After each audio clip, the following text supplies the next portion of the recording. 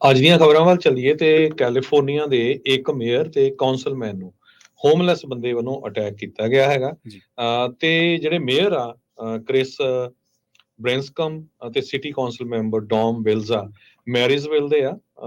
ਤੇ ਇਹ ਕਹਿੰਦੇ ਵੀ ਇਹ ਸਾਰਾ ਕੁਝ ਇਹਦਾ ਜਿਹੜਾ ਕ੍ਰੈਡਿਟ ਆ ਉਹ ਕਮਲਾ ਹੈਰਿਸ ਨੂੰ ਜਾਂਦਾ ਆ, ਜੀ ਕਿਉਂਕਿ ਜਿਸ ਟਾਈਮ ਦੇ ਉੱਤੇ ਅਟਾਰਨੀ ਜਨਰਲ ਕਮਲਾ ਹੈਰਿਸ ਹੁਣੀ ਸੀਗੇ, ਉਹਨਾਂ ਨੇ ਇਦਾਂ ਦੇ ਲਾ ਜਿਹੜੇ ਪਾਸ ਕੀਤੇ, ਪ੍ਰੋਪੋਜੀਸ਼ਨ 47 ਨੂੰ ਪਾਸ ਕੀਤਾ।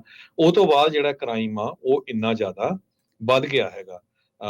ਤੇ ਕਹਿੰਦੇ ਬਈ ਇਹ ਹੁਣ ਤੁਸੀਂ ਦੇਖੋ ਜੇ ਮੇਅਰ ਨੂੰ ਹਿੱਟ ਕਰ ਸਕਦਾ, ਕੌਂਸਲਮੈਨ ਨੂੰ ਹਿੱਟ ਕਰ ਸਕਦਾ, ਆਮ ਲੋਕਾਂ ਦਾ ਜਿਹੜਾ ਸਿਚੁਏਸ਼ਨ ਆ ਉਹ ਕੀ ਹੋਊਗੀ। ਕਹਿੰਦੇ ਕਮਲਾ ਹੈਰਿਸ ਨੇ ਜਿਹੜੀਆਂ ਕ੍ਰਾਈਮ ਪਾਲਿਸੀਜ਼ ਜਿਹੜੀਆਂ ਰੀਡਿਜ਼ਾਈਨ ਕੀਤੀਆਂ ਸੀ ਜਦੋਂ ਉਹ ਅਟਾਰਨੀ ਜਨਰਲ ਸੀਗੀ 2011 ਤੋਂ ਲੈ ਕੇ 2017 ਤੱਕ, ਉਹਨਾਂ ਸਾਰਿਆਂ ਦਾ ਅਸਰ ਤੁਸੀਂ ਪਿਛਲੇ 3-4 ਸਾਲਾਂ ਦੇ ਵਿੱਚ ਦੇਖਿਆ ਹੈਗਾ। 2014 ਦੇ ਵਿੱਚ ਜਦੋਂ ਪ੍ਰੋਪੋਜੀਸ਼ਨ 47 ਨੂੰ ਪਾਸ ਕਰ ਦਿੱਤਾ ਗਿਆ ਸੀ, ਉਸ ਟਾਈਮ ਦੇ ਉੱਤੇ ਅਟਾਰਨੀ ਜਨਰਲ ਕਮਲਾ ਹੈਰਿਸ ਹੋਣੀ ਸੀ ਤੇ ਉਹਨਾਂ ਨੇ ਇਹ ਕਿਹਾ ਸੀ ਵੀ ਇਹਦਾ ਨਾਂ ਜਿਹੜਾ safe communities and safe school act ਕਰਕੇ ਰੱਖਿਆ ਸੀ। 6 ਮਾਈਨਰ ਫੈਲਨੀ ਜਿਹੜੇ ਅਫੈਂਸਿਸ ਆ ਉਹਨਾਂ ਨੂੰ ਮਿਸਡਮੀਨਰ ਤੱਕ ਜਿਹੜਾ ਹੈ ਚਾਰਜ ਕੀਤਾ ਗਿਆ ਸੀ, ਇਨਕਲੂਡਿੰਗ ਸ਼ਾਪ ਲਿਫਟਿੰਗ, ਜਿਹੜੀ ਮਰਚੈਂਡਾਈਜ਼ ਆ ਜੇ 950 ਦੇ ਥੱਲੇ ਆ ਤੇ ਉਹ ਫਿਰ ਮਿਸਡਮੀਨਰ ਆ ਜੀ।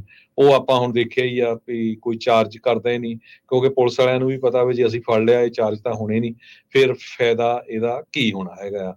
ਮੈਰਿਜਵਿਲ ਯੂਬਾ ਸਿਟੀ ਦੇ ਲਾਗੇ ਟਾਊਨ ਆ, ਸੈਕਰਾਮੈਂਟੋ ਤੋਂ ਵੀ ਲਾਗੇ ਹੈਗਾ। ਯੂਜ਼ਲੀ ਬੜਾ ਪੀਸਫੁਲ ਟਾਊਨ ਹੈਗਾ, ਉੱਥੇ ਕਿਸੇ ਤਰ੍ਹਾਂ ਦਾ ਕ੍ਰਾਈਮ ਬਹੁਤ ਘੱਟ ਹੁੰਦਾ ਹੈਗਾ। ਹੁਣ ਹੋਮਲੈਸ ਬੰਦੇ ਵੱਲੋਂ ਜਿਹੜਾ ਅਟੈਕ ਕੀਤਾ ਗਿਆ ਆ, ਤੇ ਹੁਣ ਜਿਹੜਾ ਹੋਮਲੈਸ ਬੰਦਾ ਉਹਦਾ ਨਾਂ ਹੌਪਕਿੰਸ ਕਰਕੇ ਦੱਸਿਆ ਗਿਆ ਆ, ਉਹਦੇ ਉੱਤੇ 8 ਚਾਰਜਸ ਲਾਏ ਆ, ਜਿਨ੍ਹਾਂ ਦੇ ਵਿੱਚ felony, assault of a public official ਤੇ ਫੈਲਨੀ ਐਲਡਰ ਅਬਿਊਜ਼, ਤੇ ਉਹਦੀ ਜਿਹੜੀ ਬੇਲ ਆ ਉਹ $50,000 ਦੀ ਰੱਖੀ ਗਈ ਹੈਗੀ। ਜੀ